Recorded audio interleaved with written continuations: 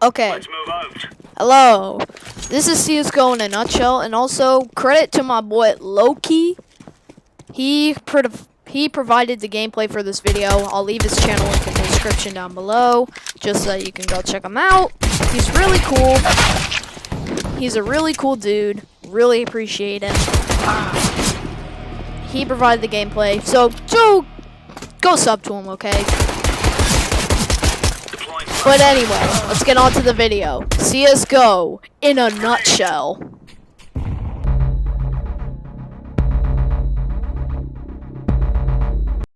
Okay, you just started playing CSGO.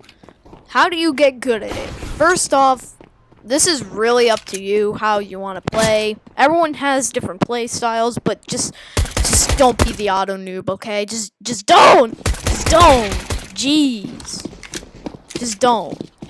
Because that'll make you seem even more bad. That'll make you seem even more bad. Just telling you, okay?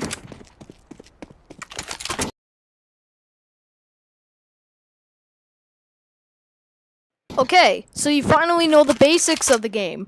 Now, it's time to get higher ranks.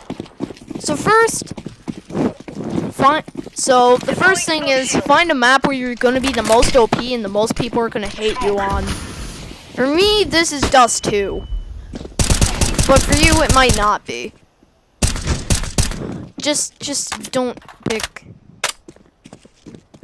But anyway. Back. So you're trying to get good. Well, one of the steps to do that is try to get your aim good, if it's not good already. Also, find a weapon that you like the best, or else you're probably gonna be trash. Find a weapon that you're the most overpowered with, and everyone in the server will start to become a squeaker gradually when you have it. But seriously though. But seriously though, find a weapon that's good for you, or else you're never going to get good.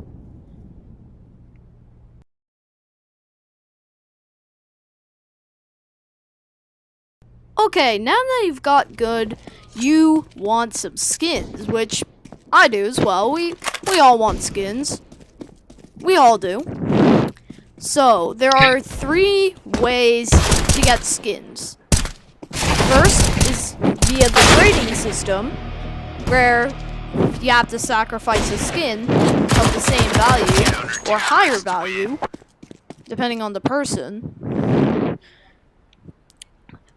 Loot drops, which can be obtained every time you rank up, or if you're lucky, after a few matches.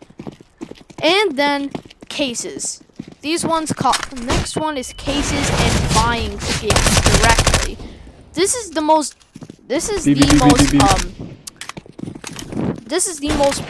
like desperate way to get skins, because there's a guarantee that you'll get one. If you buy a case that you like, all the skins in there, of course. Because you don't want a case where there's no skins that you like. That's kind of obvious. So, yeah.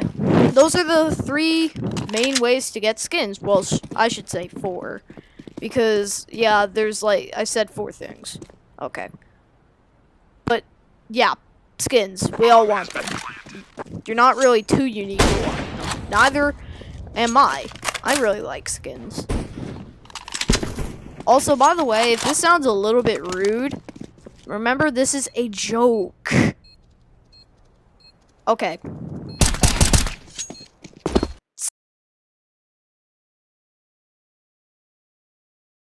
Okay, now that you've gotten skins, or at least attempted to, yeah, that's kind of a big oof. That's kind of a big oof on your end. I actually feel really bad about that. But back on to the 4th step. The grind for ranks. So you're done trying to get skins, so you really want to look good with ranks and levels. So the easiest way to get ranks is to play in deathmatch. Deathmatch is a really easy XP grinding method, as most of the time the players in there are below private rank 5, I think, which is pretty cool. Are below average level, which is pretty cool. I'm a below average level myself, so I think that's kind of an even playing field.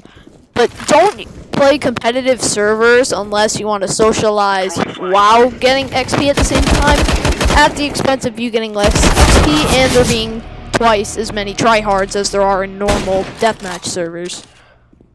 Also, please don't play Arms Race. Like, seriously. Unless you played Roblox Arsenal, then that's gonna be OP. Then you're gonna be the most OP person on the planet. But seriously though, just try to stay away from Arms Race. Try to stay away from it. Of course you don't have to, but it's just a recommendation from me. So, yeah, you want levels. Well, how to get higher levels and ranks is just play the game. It's just play the game and then let the time that you play the game do its work.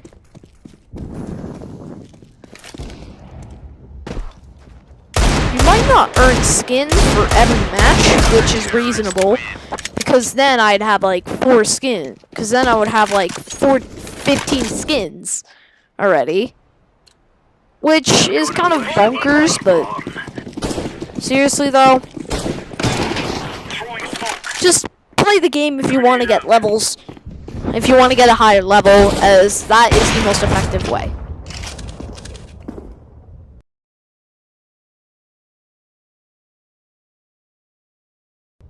Okay, now that you've gotten levels, it's time to train your actual in-game skill. Not just by playing matches, no. By training your aim. Training your aim to be the best, to be the most effective possible. You can do this with a variety of ways. Practicing with bots, aim trainers online, like Aim Trainer 3D, like something like that. The, CSGO training course, a few others. Yeah, there's a lot of methods that you can use. But to train your aim, you can also play the game casually to train your aim, because the more you do something, the better you get at it. That is why I play so much and constantly get better. I have no idea how, but it just works, okay? But in this case, if you want to, you might want to become a tryhard. A tryhard, let me explain what that means, because I think nearly everyone in the first-person shooter community has heard of this word, but doesn't know the actual definition. A tryhard is a player who takes the game too seriously and wants the highest rank in the server. They can also be called sweats, as they might move their mouse or themselves really quickly, and then sweat,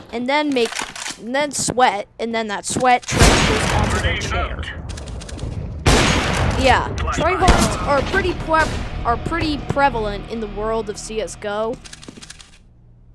but the only solution to them is to become one of them.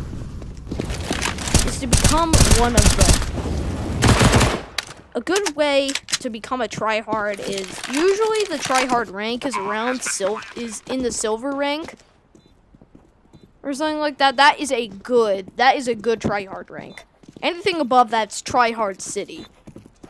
But if you want to, you can become a tryhard. Just try not to become a tryhard, or else you might be doing in the servers. I'm defusing the bomb.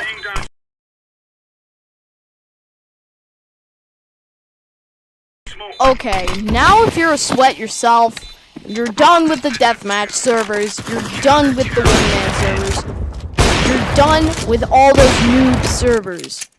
Now you're ready for some actual competition. Competitive mode. This is where all the sweats love to hang out in, because they actually have sweats at their rank, at their level of skill that they can fight in those servers. Also, in competitive mode, Actually, there's different types of competitive mode. The first one is defusal. This is like Dust 2. This is where the Rush B meme came from. This is basically where the terrorist has to plant a bomb at B or A. And if the counter-terrorists have a defuse kit, they can defuse the bomb within 5 seconds. If they don't, they are forced. The time to defuse is 9 seconds without the defusal kit. Or 10 seconds, I have no idea, I forgot. And then, Hostage Group. Hostage Group is, without a doubt, the easiest type of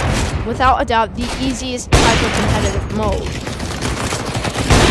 Without a doubt, the easiest type of competitive mode, as literally, as long as the hostages don't die, you are good. As long as you get one hostage out, you are good. As long as you can get one hostage out alive, you are good. The next type is the standard gameplay. Standard gameplay is just basically deathmatch, but put into competitive mode. Pretty good. Or standard operation, I think. That's what it's called. But yeah, those are the different types of competitive mode.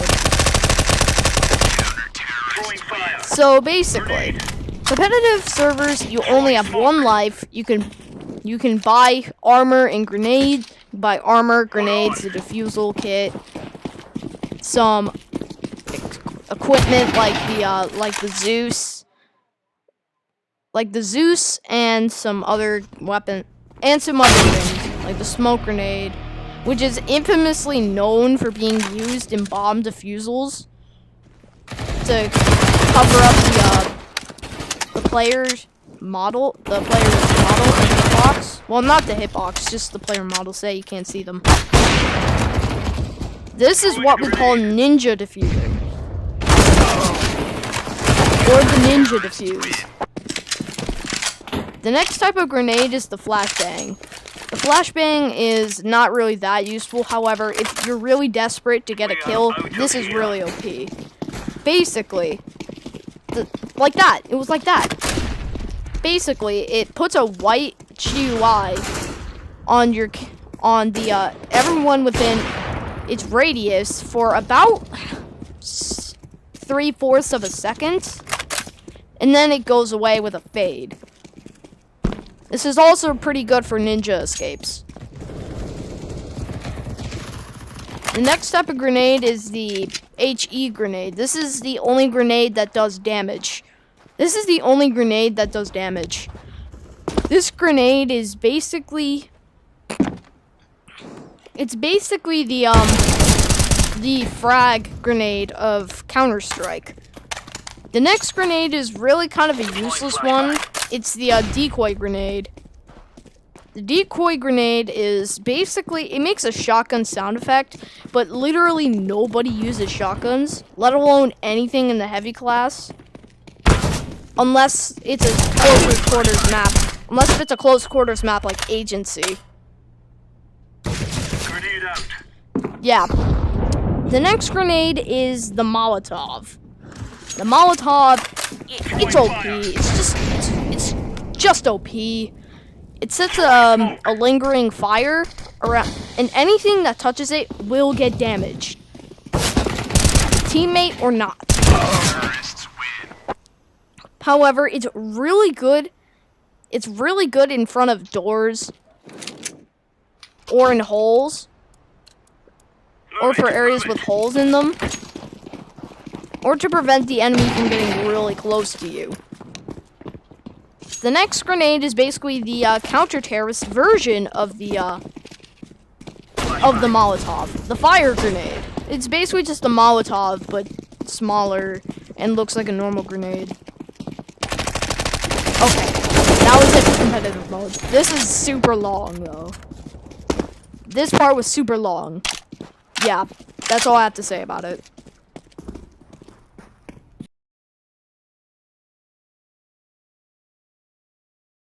Okay, sorry about all those random numbers.